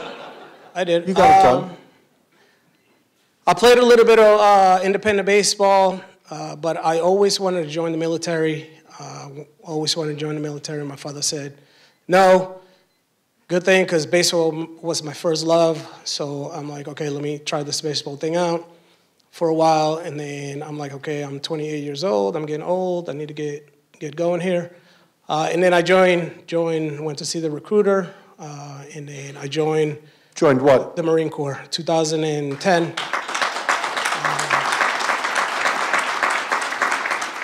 So yeah, it's been great. It's been great. I love it. Like I said, I'm in North Carolina, so. What does that position mean? You're a warrant officer, correct? Yes, I'm a Chief Warrant Officer 3. Kind of long story to kind of explain right now. The alarm went off, so. Smitty, can we have another 30 seconds? So, no, Chief Warrant Officer is you're pretty much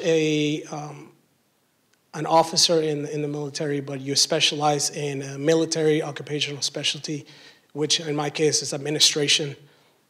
We help the Marines, help the units get administratively ready, whether it's when they go out to deployed or when they go to a training, make sure they get paid, make sure they receive the money that they kind of rate. So it's a great profession.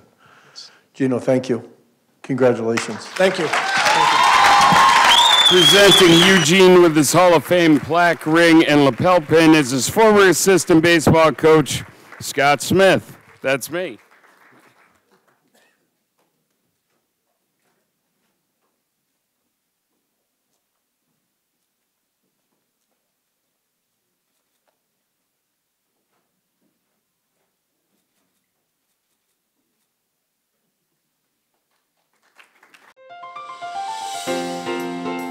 No women's basketball player has secured a plaque in the Eastern Hall of Fame faster than Jill A. Rytrowski Roach, who is being ushered in just 1 year after the mandatory 7-year waiting period.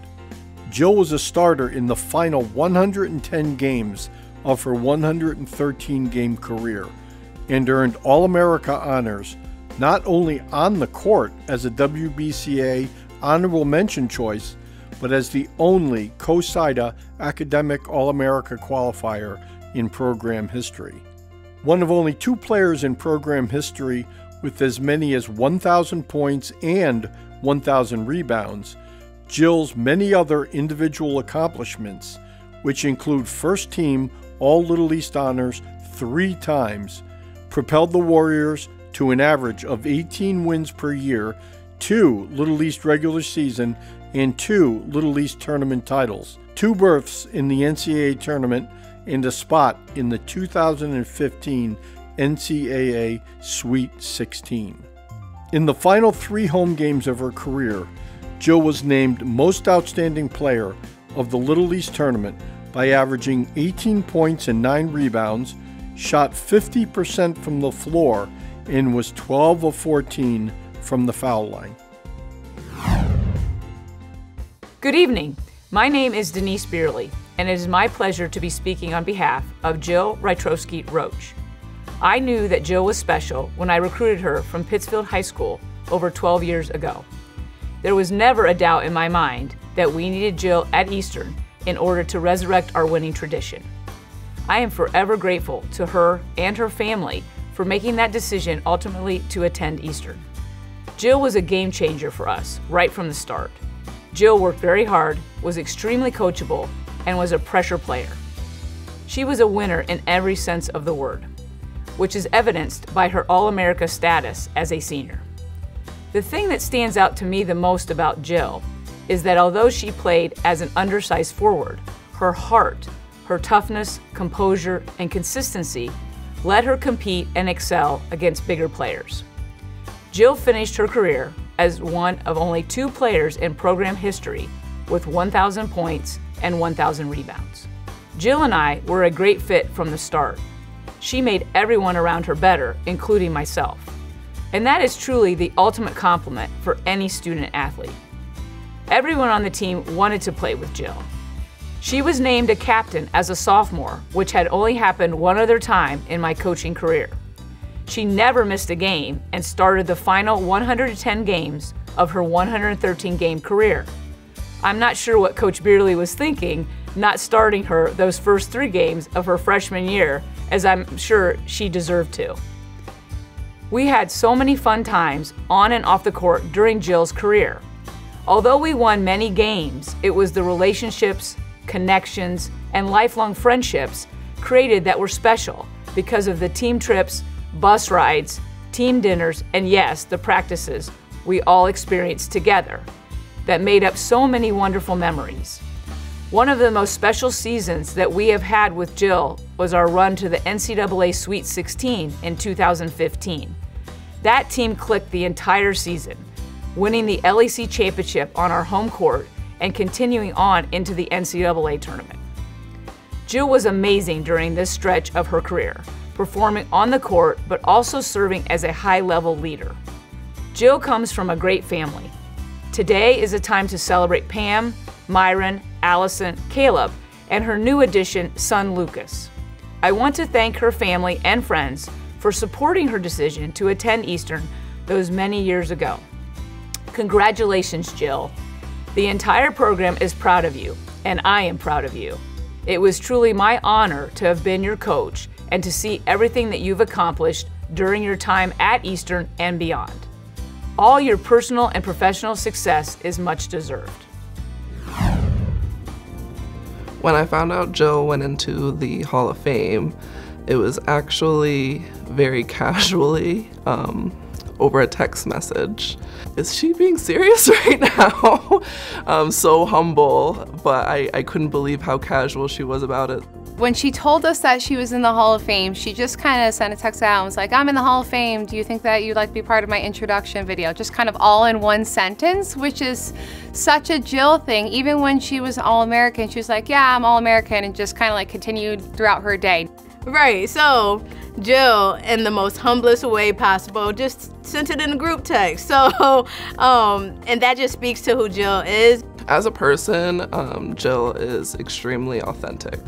And one of those people that you can tell right away that they're very genuine, and her aura, you can feel it as soon as you meet her. Everything she does on and off the court, I mean, even in life now, she does 110% and with a lot of love.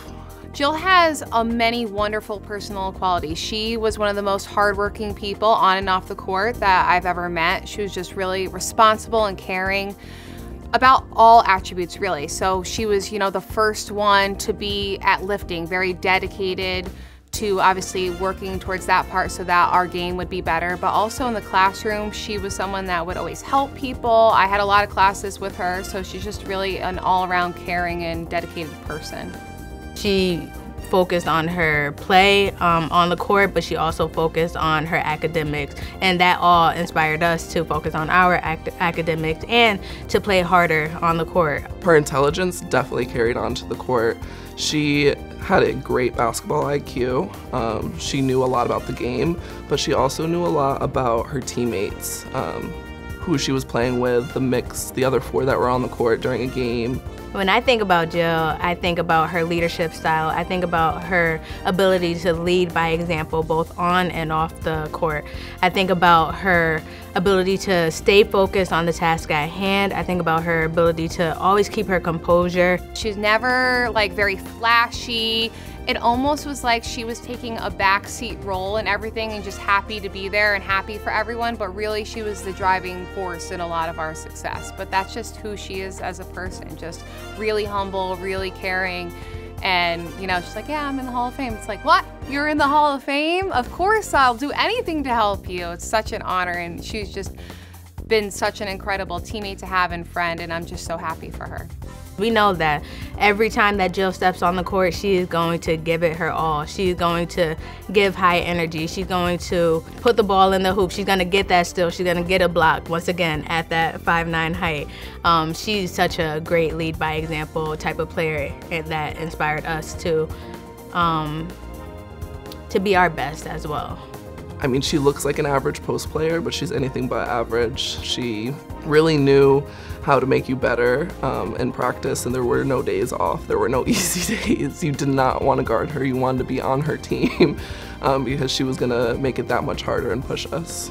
She surprised some people with the way that she played, the way that she finished at the basket and getting fouled and ones everywhere. So she was definitely a big player for her size. She was someone that always just led by example in everything that she did, and that's why she deserves to be in the Hall of Fame, and that's why she's an All-American and has had all the success that she has and will continue to have throughout her life. At this time, it gives me great pleasure to present as a 2024 inductee into the Eastern Connecticut State University Athletics Alumni Hall of Fame, Jill A. Ratrosky Roach.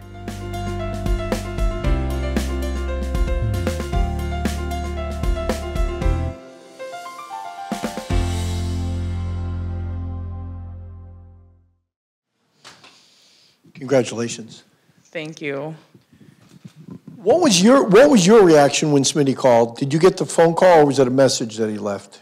It was a phone call, and I was like, Eastern, because I noticed the 860, and kind of the same thing. I was like, what do they want? Money? Yeah, exactly. So I let it go to voicemail, and the voicemail popped up, and then I called him back like 5 minutes later. I was like, wait, what? Like, so I was really surprised. I didn't initially pick up, to be honest. Well, getting in that early is a surprise. I mean, only 8 years out. Yeah, my first thought was like, how am I old enough? Like, am I this old that I'm like, I qualify for this? But yeah, I was really surprised. Yeah, because it was so soon after I graduated. It felt like. Well, you had a great career in high school. I mean, you were the two-time Berkshire County MVP. You won the Bay State games, all that stuff. And you were a top student. So I'm wondering, how did the whole process go with recruiting? Like, did you have offers, or how did Coach Beerley approach it? Honestly, I don't remember how Coach Beerley approached it. I worked with Coleman a lot. Coleman went to a lot of my games too. Okay. But yeah, I was really looking for a combination in a school of athletics and academics. And you know, Division III seemed like a really good option for me. And then knowing the reputation Coach Beerley had and looking at the history of the program, it was really like, you know, not quite a no-brainer. I had another couple schools I was looking at, but at the end of the day, it was the combination of the success of the program and the academics here. When you first got here, your first couple of practices, your first couple of games, did you know right away that you could really be a strong player at this level? I thought so. It was definitely an adjustment. It's so much more fast-paced than high school, so it was definitely a huge adjustment. And, you know, I think maybe Coach had mentioned this in the video, but there weren't really upperclassmen, so it was definitely, you know, didn't quite know what to expect. But I thought I would be able to play a role, just not maybe what it ended up being. You were strictly basketball in high school, though, right? That was your only sport, wasn't it? Yeah, I did. I dabbled in cross country. I dabbled in softball, but in my final 3 years, it was just basketball. Yeah. It seemed like when you got here, especially that team that went to the Sweet 16, and the women that were on your video, it seems like the chemistry was phenomenal with your teams. Yeah, my junior year, because it was really the same core group of people from my freshman year to my junior year, because like I said, there were no upperclassmen. So it was, yeah, we were all really tight-knit, and it was, you know, that was one of the best parts my junior year. Senior year was amazing too, but having those, you know, Taylor McBride and a couple people, older people as well, Danny, who's in here, was really important to have them. Yeah. Can you remember back to that Sweet 16 team? Things about that team, about that whole process of getting that far? Yeah, Lex, who is also here, was in the video. She always kept me humble. What's her record with all the blocks? She's got like, what, the most blocks or second most blocks? Yeah. So she always reminded me that I was 5'9", and she was, yeah. She had many blocks. So I could push her around, but yeah, she would always keep me humble, but which really helped make me a better player. Making it to the Sweet 16, you're facing people that are 6 foot and taller down on the block. So that was really, one of the biggest things I remember from that season. But yeah, that was a good one. Thanks, Lex.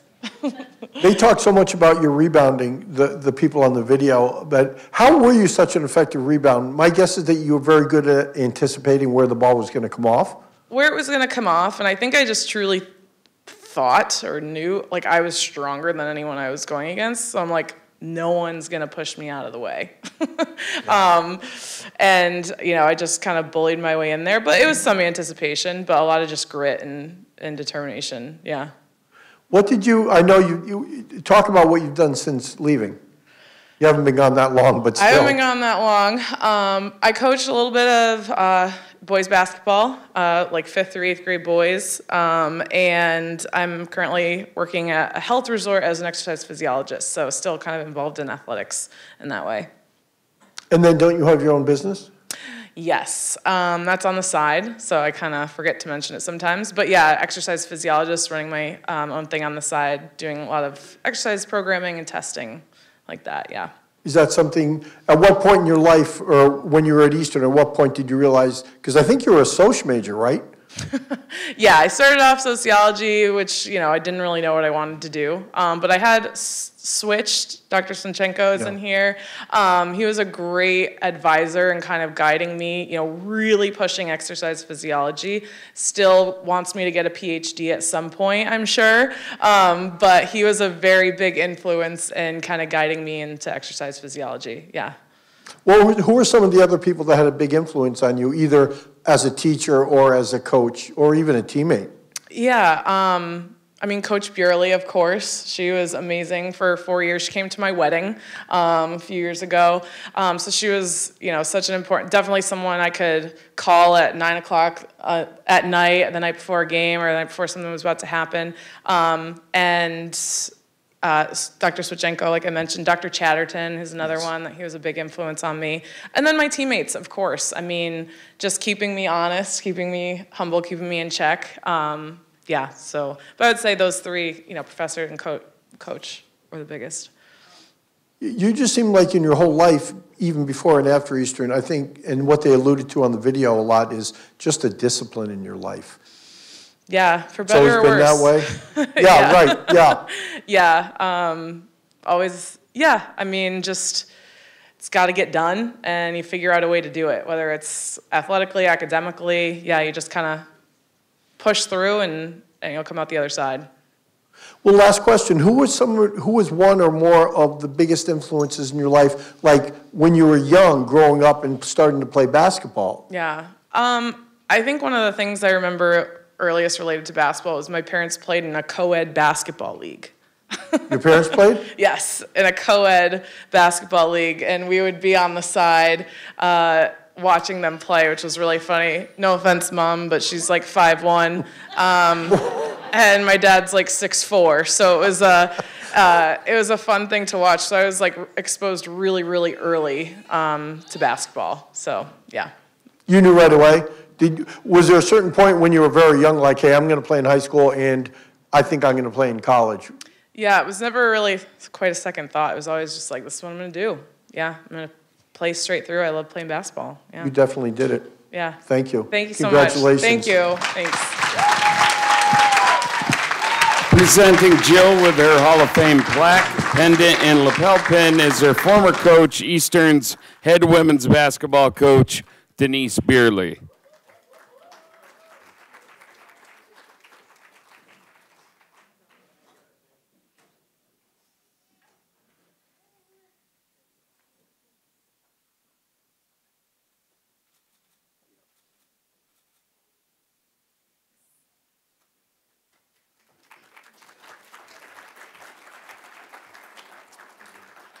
What an incredible evening, celebration for Eastern Athletics.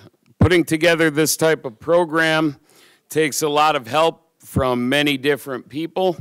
So please bear with me for a few more minutes so I can thank a few people.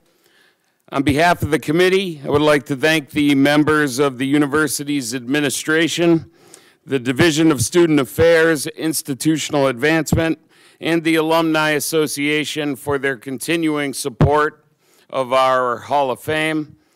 The Eastern Sports Information Office would like to thank Lisa Hotowling and Nicholas Torres from Media Services and their staff for contributing countless hours arranging, filming, producing, and editing the Hall of Fame induction videos that you watched this evening. Also, thanks to the presenters and guests, most of whom took the time to travel here to the Eastern Television Studio over the summer to share their thoughts and experiences in the creation of our videos. A big thank you to our Hall of Fame contributors who graciously submitted ads and donations. Make sure you click on your QR code. We couldn't do what we do without your support. Thank you to the members of the Hall of Fame who were able to return to tonight's event. Thank you to Rachel Valier, Maddie Hink, Ryan Rose, and John Beck of Institutional Advancement for their help behind the scenes. Thank you to Kevin Paquin for his time and meticulous attention to detail in the creation of our Hall of Fame plaques and programs. Thank you to our new Associate Director of Athletics, Tamara Mills, for coordinating this evening's food and beverage menu. Thank you to Camille and the catering staff for your outstanding food and beverage service throughout the event. Thanks to the members of the Hall of Fame Committee for their effort throughout the year. Thank you to Lloyd Weir of Media Services. Thank you to Candace DeAngelis and the Student Center work staff for their support and assistance for our event. Thank you to Tori Heafy for taking pictures this evening, and to our Hall of Fame staffers, Maddie Bowen, Allison Misenheimer, Emma Sanson, Julie Alexander, and Victor Del Vecchio for their help today. And finally, as always, special thanks to the Hall of Fame Mafia. You know who you are. Please be sure to join us next year for our 31st Hall of Fame induction ceremony, which will take place on Saturday, October 18th, 2025, and might be in the Fine Arts Intercultural Concert Hall. And now to wrap up our ceremony with some closing remarks, Director of Athletics, Lori Runksmeyer.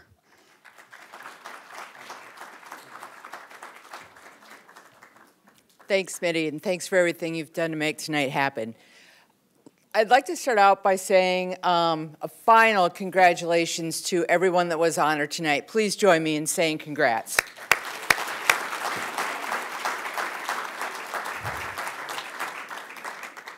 It's been so gratifying tonight to hear the stories of our past, of your history. As I get older, I find myself thinking about histories and legacies more. But I've also been thinking about how history can shape our future.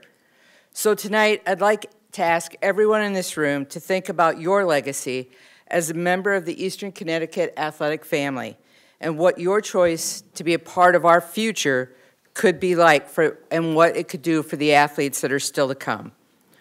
Does that mean I'm asking you for money? Well, that'd be wonderful. Money isn't really, in this instance, the bottom line. Our athletes would love to see you at contests. Please stop by after any contest you attend and let the coach know you're there. That kind of support matters, and it does mean a lot to us. If you could take on an intern, I bet we have an athlete that would love to learn from you. We have coaches who put career panels on for their teams. If you'd like to get involved in something like that, let them know. There are so many ways that you can help us build the future so that our future is as bright as our history is storied. You are the community that built and shaped Eastern athletics. You are the people our athletes aspire to be. I would consider it an honor to work with you on our next chapter to shape a great future for our athletes. Thank you for being here tonight. Thank you for what you've brought to this community, and thank you for what you will continue to bring. Please get home safely. Have a good night.